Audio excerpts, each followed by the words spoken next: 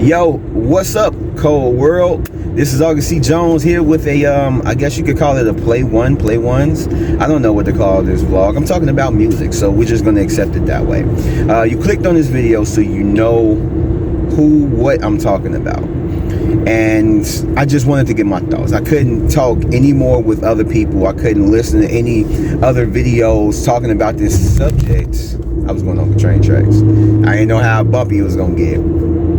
And I couldn't go keep listening to it and talking about this with other people without wanting to get my thoughts out there on my channel. So I'm gonna give y'all my thoughts about it. So we all know what happened. You know, Kendrick dropped a verse that kind of shook the game again, which he is, I guess you could say in a sense, kind of known to do.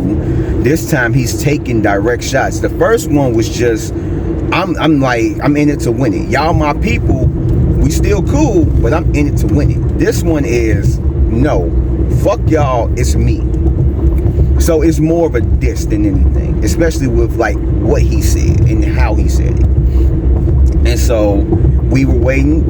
A lot of us, I feel like the consensus was more of what is Cole gonna say rather than Drake. I think a lot of people were waiting on what Cole was gonna say because of just them being, I guess you could say in some ways, equal as far as lyricism. Drake can go. When Drake wants to go, he can go.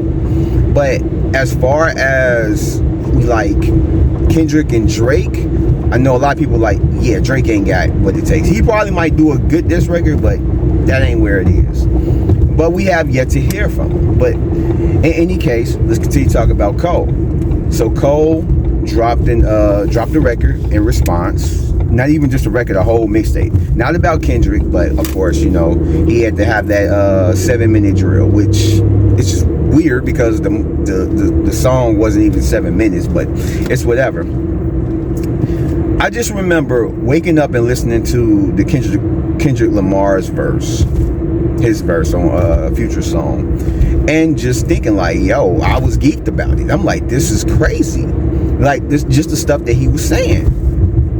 And like the stuff, it was very light. It wasn't even like a full-blown, he's just going bar for bar and all this stuff. It was something light. It wasn't crazy. But then when I heard J. Cole's, it's like I didn't know how to feel about it. Like I had to listen to it a few more times to kind of like let it resonate, you know, get my thoughts together.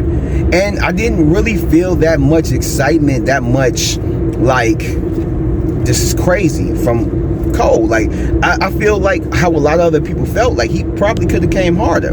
Now I had to talk with a few of my people about like just the diss itself. And you know, after watching videos and stuff, you know, it was like he touched on a lot of stuff that, you know, people have said about him. So essentially, I heard somebody said that like that verse that what he said could easily be turned around on him.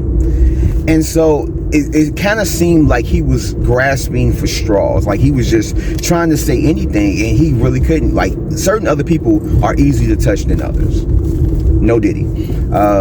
Certain people have like are just easy to pick apart, and other people you have to dig. Like you have to do that. And Kendrick is just one of those people.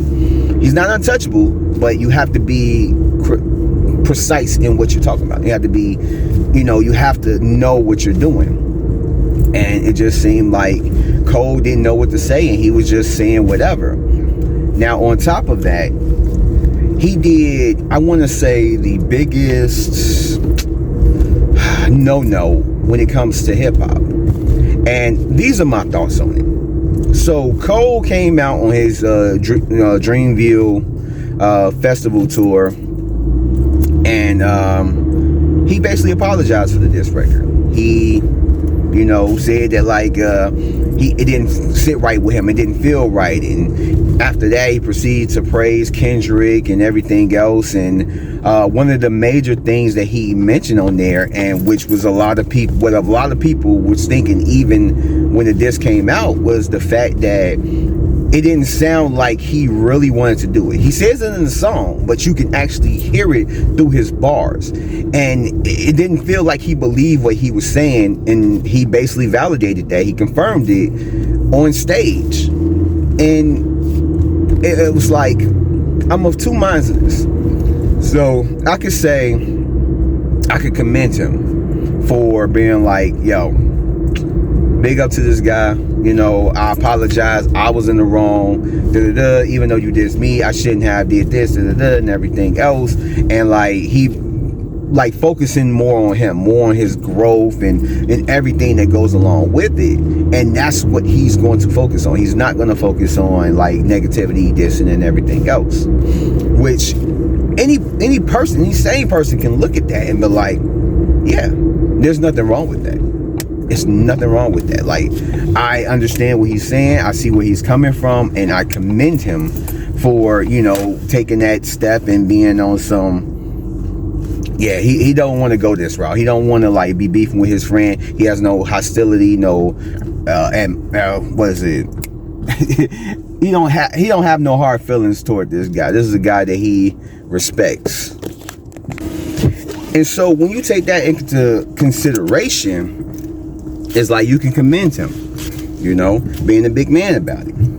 And I know a lot of people just going down the road of like, yeah, man, you know, that's big of him to do that and everything else. I got new respect for him. But the thing is, and this is my second mind about it. So you didn't have this mind frame before you did it. Now, it's one thing to say something like that and we know the process. Like, you just got in the booth, recorded a freestyle, and just sent it out. That's less time. But you made a whole mixtape. You had to sit down, write this shit, rap it out, play it back, listen to it, and all that stuff. Like, you had to go through the processes of creating this song for this mixtape. That's not just like a few tracks. I think it's like about 13 tracks or something like that. You had to do that. And you chose to be like, yo, I'm going to put that out. I'm going to say this. I'm going to put it out. People going to fuck with this. And then now, because you got bad reception on it, because you're saying that like, oh yeah, people didn't like it and all that stuff. I mean, he basically didn't say that, but he kind of said that. Because people didn't like it, you want to retract your statement. You want to retract your diss track, and even talking about taking it off of streaming. Like, it's like, what? It throws me, because it's like you went into it. Like, you could have had this frame of mind. You could have took what you said in that apology and made a song about that. Like, how that to me sounds more like a Cole song. It sounds to me like he could have gotten a booth, wrote about his feelings about the whole thing, and then bigged up Kendrick and said like, I don't want to diss you, this my homie, and all this stuff. Like, no hard feelings. That sounds more like a Cole track that I would love to hear. We probably still might get that.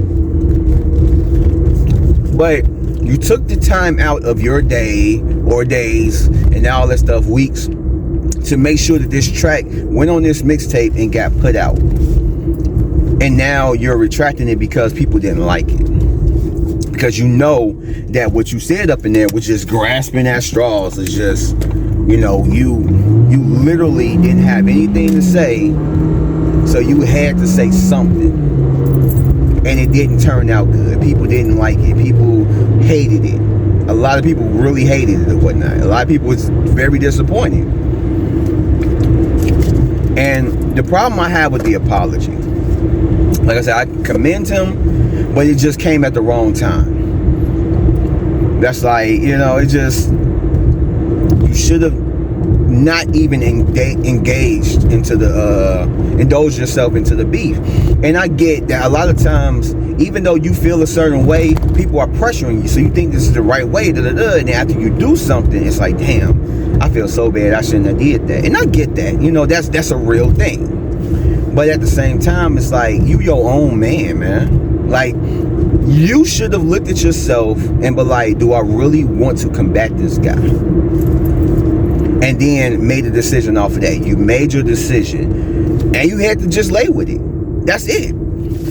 And the reason why I'm against the apology, I feel like he shouldn't have did it. is the fact that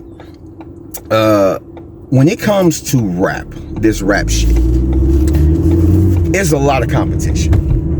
When I was rapping before, I was very competitive. Me, I'm still am. I don't rap like I did before, but it's like I'm still competitive. I still want to be the best. I still think that I am better than such and such and all this stuff. I can make a better verse. I'll body this person. And you can't go on your records, which J. Cole has, and literally make all these different songs about, yeah, I'm Muhammad Ali, like, you know, this the big three, but I'm Muhammad Ali, and whatever you say across your records talking about how you the best, nobody fucking with you, you're gonna eat up this rapper, you and all this stuff.